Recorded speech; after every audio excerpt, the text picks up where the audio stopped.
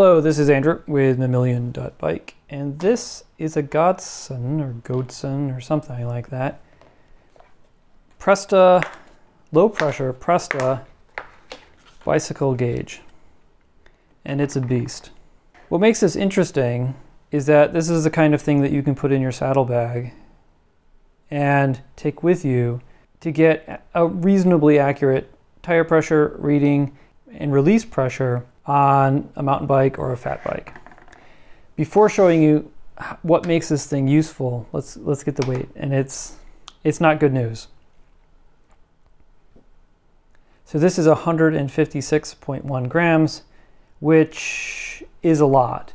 But one of the nice things about this, because of its size and this grippy thing on the side, you can actually use this with gloves on. So if it's cold outside, which is when I use my fat bike, you can use this with gloves on without taking your gloves off.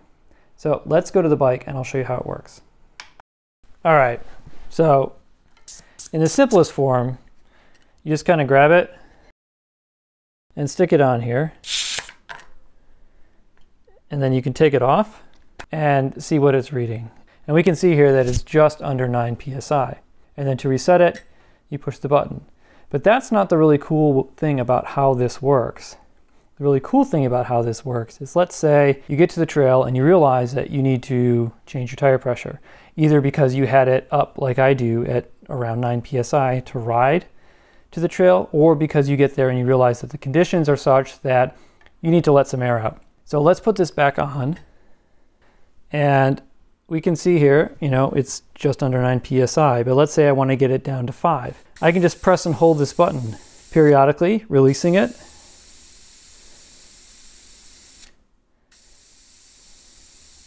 And every time that I do that, it rechecks the pressure. And so I can do this, again, with my gloves on, to get the tire pressure down to where I want it to be. There are other ways that you can do this, other tools that you can use. Some of them are quite a bit lighter than this. But in this case, this costs $14, which is not too bad for what it does and how it works. Hopefully you found that useful. If you did, go ahead and like the video and subscribe to the channel. If you have any questions or comments, let me know, and I will get back to you as soon as I can. Thanks.